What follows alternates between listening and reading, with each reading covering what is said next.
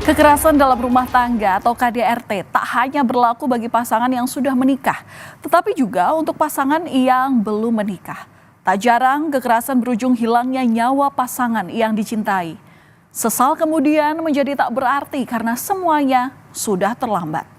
Hukuman penjara pun menanti para pelaku yang notabene adalah kekasih korban.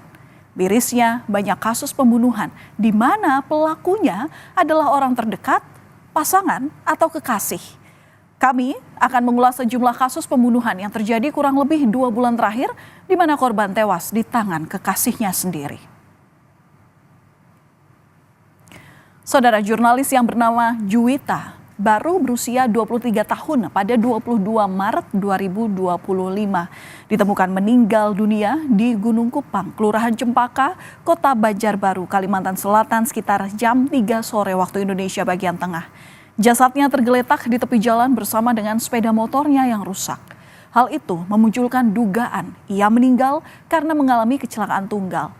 Tetapi warga yang menemukan jasad Juwita pertama kali justru tak melihat tanda-tanda kecelakaan lalu lintas. Di bagian leher korban justru ditemukan sejumlah luka lebam. Ada lagi kejanggalan lain sebab ponsel dan dompet Juwita raib.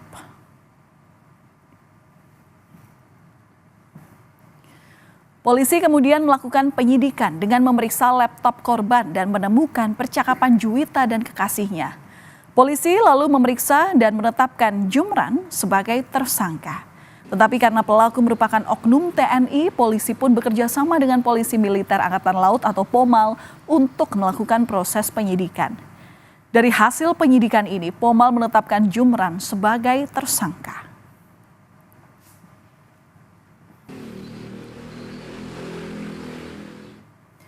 Diketahui jurnalis bernama Juwita yang jadi korban pembunuhan ini menjalin hubungan dengan seorang oknum TNI. Percakapan yang ditemukan di laptopnya berisi perintah dari kekasihnya yang bernama Jumran agar korban pergi ke suatu tempat.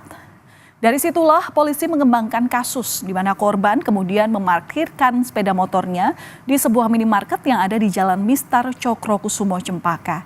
Juwita lalu diajak ke dalam mobil kekasihnya. Dari penyelidikan ini udah naik ke tingkat penyidikan ya. Jadi sekali lagi kami mohon rekan-rekan wartawan bersabar.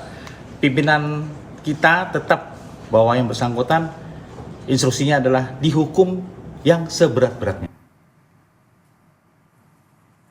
Malangnya Juwita, ia sempat berteriak minta tolong, tetapi karena pembunuhan dilakukan di dalam mobil, suaranya tak terdengar dari luar. Dari hasil rekonstruksi diketahui Juwita ini dibunuh di dalam mobil. Dan untuk membuang jejak, pelaku oknum TNI atau yang bernama Jumran ini bahkan menghancurkan ponsel korban. Ia pun membuat seolah-olah Juwita meninggal akibat kecelakaan tunggal dengan memindahkan sepeda motor Juwita yang sebelumnya diparkir di minimarket ke pinggir jalan semak-semak. Dari 33 reka adegan yang dilakukan saat rekonstruksi, kuasa hukum menilai masih ada beberapa peristiwa yang tertinggal. Salah satunya adalah mengenai dugaan kekerasan seksual.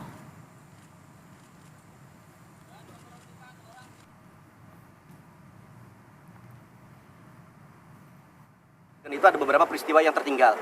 Tapi peristiwa yang tertinggal itu akan kami dalami lebih dalam. Ke depan kami akan berkomunikasi dengan penyidik untuk memberikan masukan.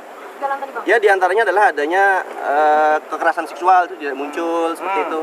Lalu juga ya ada beberapa yang lain lah, nanti kami ungkap lebih dalam hal itu karena nanti kami ingin diskusi dengan penyidik kenapa itu dihilangkan.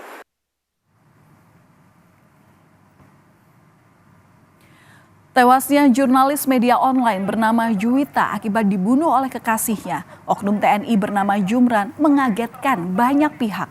Insiden itu mendorong sejumlah jurnalis, tokoh masyarakat, dan aktivis untuk menggelar aksi solidaritas. Kawasan Tugu 0 km Banjarbaru dipenuhi pengunjuk rasa yang menggelar aksi solidaritas untuk almarhumah Juwita. Mereka menuntut agar kasus Juwita ini dituntaskan secara terbuka dan menghukum pelaku seberat-beratnya.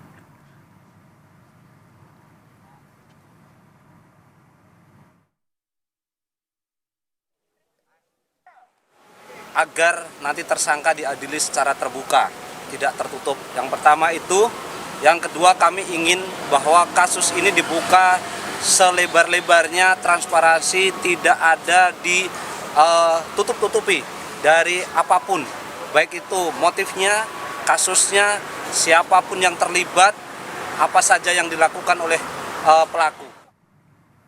Nasib yang sama juga dialami oleh Novi. Janda dengan 1 anak ini tewas ditahan kekasihnya sendiri yang merupakan oknum TNI. Warga Pondok Aren, Tangerang Selatan digegerkan dengan temuan jenazah perempuan di dalam kontrakan.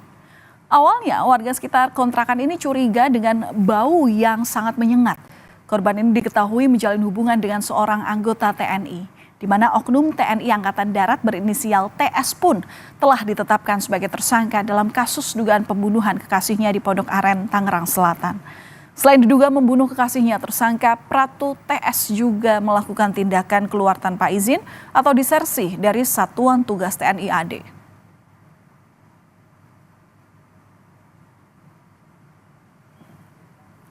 Mirisnya, korban bernama Novi merupakan tulang punggung keluarga dan memiliki 1 anak berusia 4 tahun. Menurut pengakuan ibu korban, ia terakhir kali berkomunikasi dengan anaknya pada Minggu malam pada 26 Januari. Tetapi keesokan harinya, korban sudah tak bisa dihubungi lagi.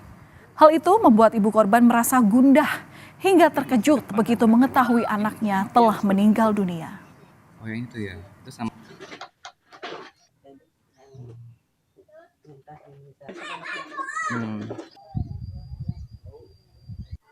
Sebagai orang tua saya sakit, merasakan anak saya tiba-tiba tiba-tiba udah meninggal gitu ya. Ya sakit lah sebagai orang tua, kita shock. Nah, saya mah sebagai orang tua ya minta keadilannya aja. Di rumah inilah saudara nyawa Novi dihabisi. Pelakunya yang merupakan kekasih Novi adalah seorang oknum TNI Angkatan Darat. Pratu TS sudah ditahan di Detasemen Polisi Militer Jaya 1 Tangerang. Penindakan disiplin dilakukan, di mana Pratu TS ditangkap di Medang, Tangerang, Banten pada Selasa 28 Januari 2025. Dalam pemeriksaan diketahui bahwa Pratu TS telah melakukan penganiayaan berujung kematian terhadap Novi.